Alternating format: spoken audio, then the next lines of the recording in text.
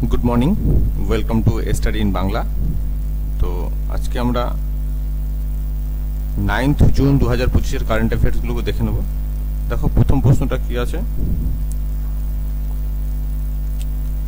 প্রথম প্রশ্নটা আছে নরওয়ে চেস 2025 শিরোপা কে জিতলেন? এটা জিতলেন কে? Magnus Carlsen. Magnus Carlsen Norway chess 2025 এই খেতাবটা জিতেছে।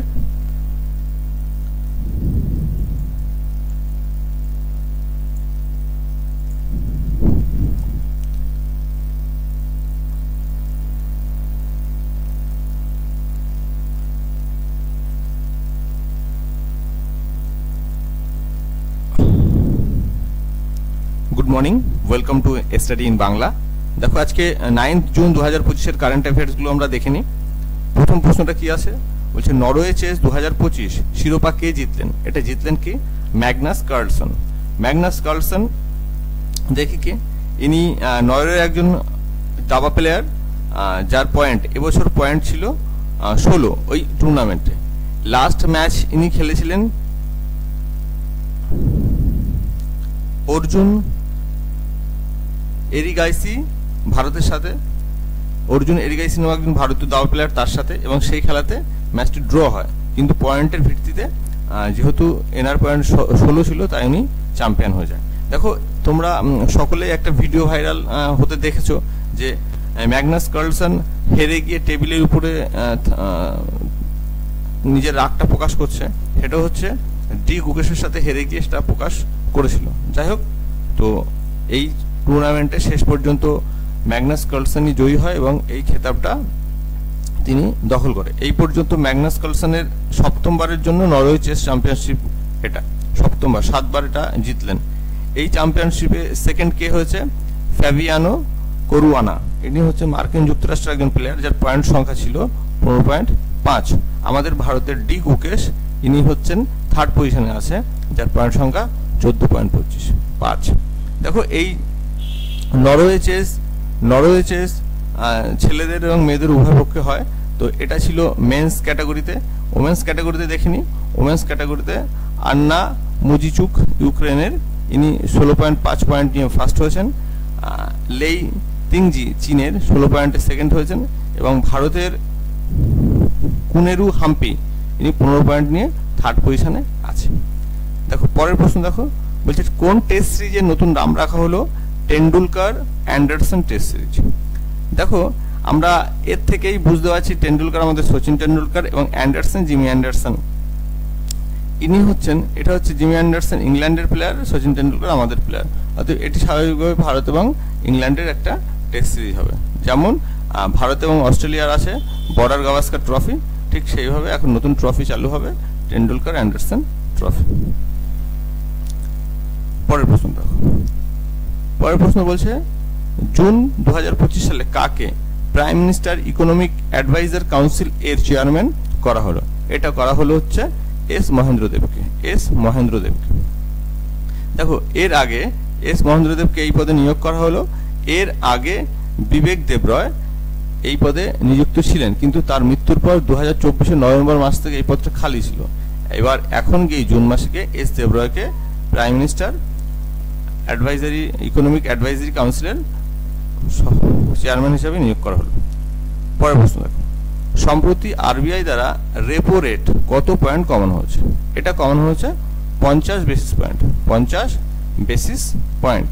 এবার দেখো এই রেপো রেটটা কি? রেপো রেট হচ্ছে একটা রেট যে রেটে আরবিআই যে কমার্শিয়াল ব্যাংকগুলো আছে তাদেরকে লোন দেয়। দেখো আমি লিখে করেছি এখানে।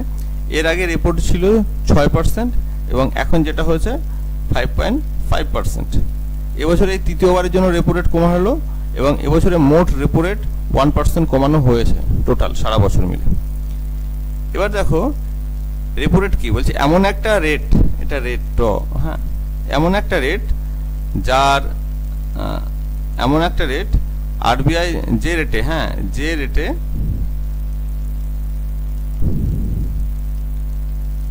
রেটে আরবিআই কমার্শিয়াল ব্যাংকগুলোকে শর্ট টার্মের জন্য লোন দেয়। এবং এবার দেখো শর্ট টার্মের জন্য লোন দেওয়া মানে কি? আরবিআই ধরো কোনো একটা এর ফলে কি হয়, এই শর্ট টার্মের ফলে রেপো রেটটা কেন ইম্পর্টেন্ট, রেপো রেট কেন ইম্পর্টেন্ট সেটা একটু বুঝলাম। ওই যে শর্ট টার্মের ফলে রন্ধা, মনে করো একটা ব্যাংকে আরবিআই 6%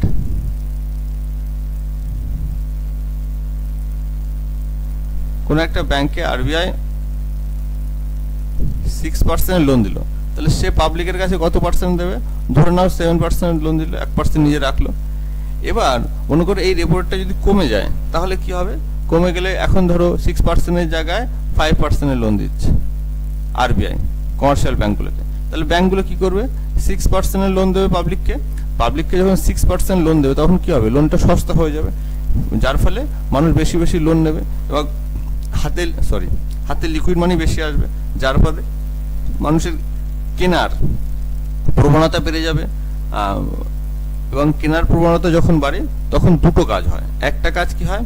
একটা হচ্ছে দ্রব্য মূল্য বৃদ্ধি হয়, কারণ জিনিস হয়তো সেই পরিমাণে সাপ্লাই হবে না যতটা ডিমান্ড আছে, হয়তো দ্রব্যের দাম বেড়ে যাবে, কারণ মানুষের কেনার আগ্রহ তো বেড়ে যাবে, কারণ হাতে পয়সা আছে।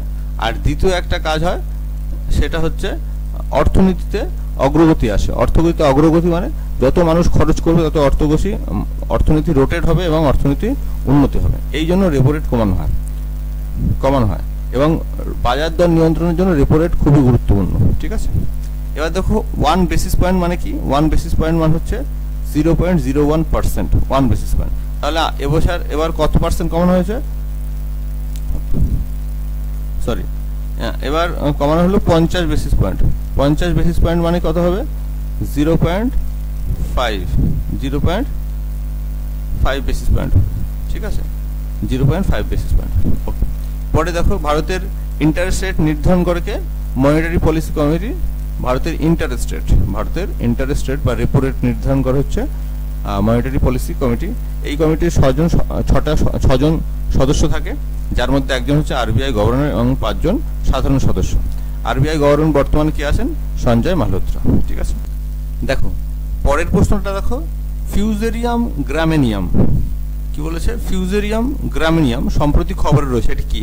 এটি একটি ফাঙ্গাস। এটি কি? একটা ফাঙ্গাস। এই ফাঙ্গাসটা এখন খবরে কেন আছে? বলছে সম্প্রতি আমেরিকার একটা এয়ারপোর্টে একজন চীনা নাগরিকের কাছ থেকে এই ফাঙ্গাসটাকে পাওয়া গেছে এবং আমেরিকার এজেন্সিগুলো, সিকিউরিটি এজেন্সিগুলো অনুমান করছে বা যে তথ্য দিচ্ছে, যুক্তি দিচ্ছে, তাতে হচ্ছে যে চীন আমেরিকার এগ্রিকালচারকে নষ্ট করার জন্য এই ফাঙ্গাসটাকে আমেরিকায় ছড়িয়ে দেওয়ার একটা পরিকল্পনা করেছে, যাতে আমেরিকার এগ্রিকালচার নষ্ট হয়ে যায় এবং এগ্রিকালচার নষ্ট হয়ে গেলে সেটা অর্থনীতির উপরে খুব প্রভাব পড়বে এবং যাতে আমেরিকা একটু সমস্যার মধ্যে পড়তে পারে। এই পরিকল্পনায় আমেরিকাতে এই ফাঙ্গাসটাকে পাঠানো হয়েছে। দেখো এই ফাঙ্গাসটা সম্পর্কে একটু জেনে নিই। বলছে এটি এক প্রকার ফাঙ্গাস যা ফসলকে নষ্ট করে। এই ঘটনার ফলে একটা নতুন ওয়ার্ড সৃষ্টি হয়েছে, এগ্রিকালচার টেরোরিজম। হ্যাঁ, এটা আছে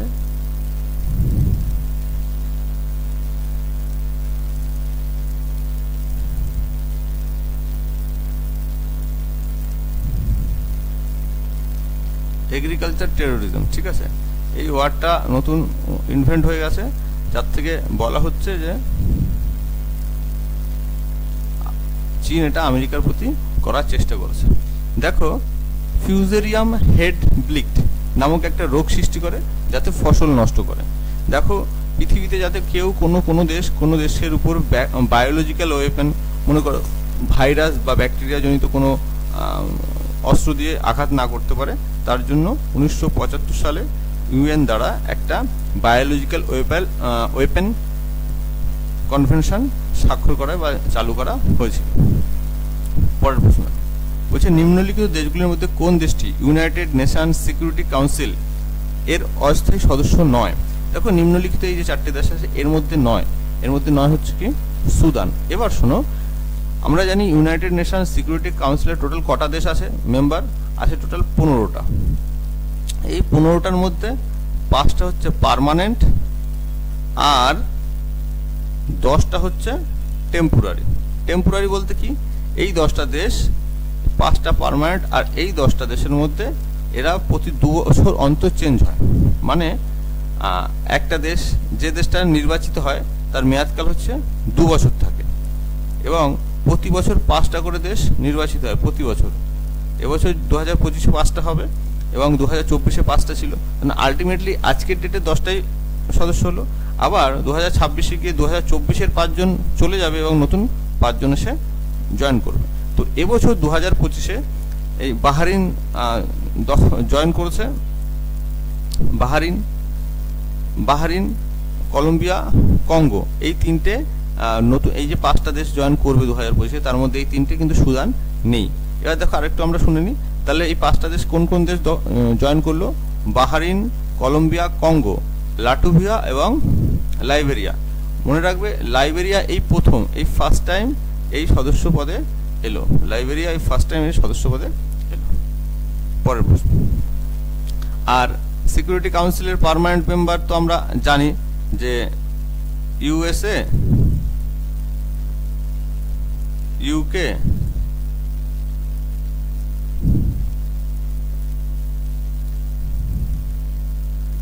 চায়না,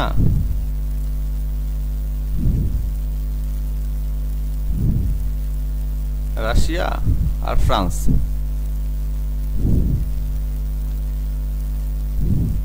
এই 5টা হচ্ছে পার্মানেন্ট মেম্বার, 5জন যাদের ভিটো পাওয়ার আছে। পরের প্রশ্ন।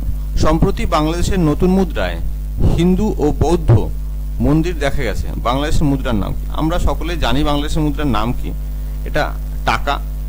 তাহলে এইগুলোকে, রিঙ্গিতটা কোথায়? রিঙ্গিত হচ্ছে মালয়েশিয়া, রিঙ্গিত হচ্ছে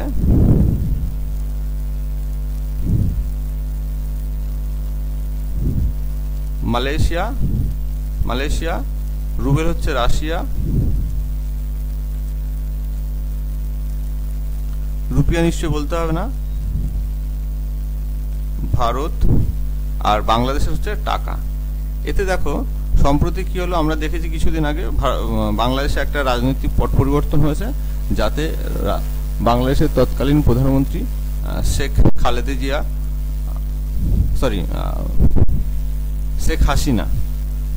হাসিনাকে বাংলাদেশ থেকে বিতাড়িত করা হয়েছে এবং সেখানে অস্থায়ী সরকার, মোহাম্মদ ইউসুফের একটা অস্থায়ী সরকার বর্তমানে চলছে।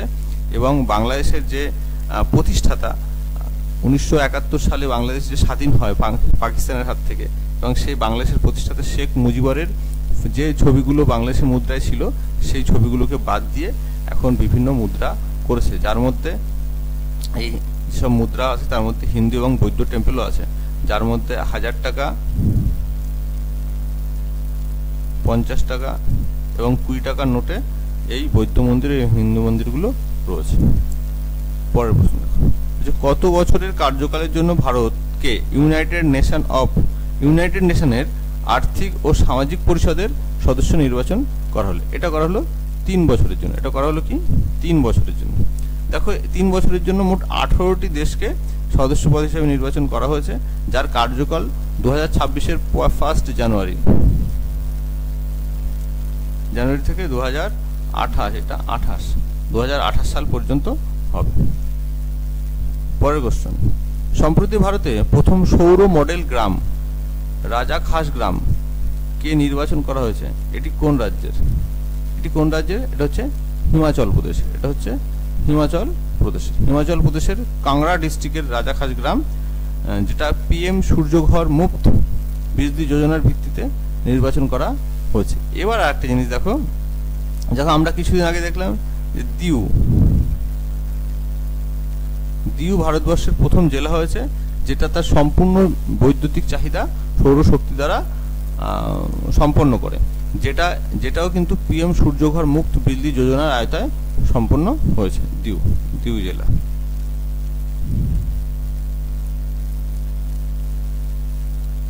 পরের প্রশ্ন এবং আজকে শেষ প্রশ্ন হচ্ছে, মে 2025 এর জন্য ICC player of the month কাকে নির্বাচন করা হয়েছে? এটা প্রতি মাসে ICC দ্বারা করা হয়। মে মাসের জন্য করা হয়েছে মোহাম্মদ ওয়াসিমকে। মোহাম্মদ হচ্ছে UAE ক্রিকেট দলের ক্যাপ্টেন মোহাম্মদ ওয়াসিম। এটা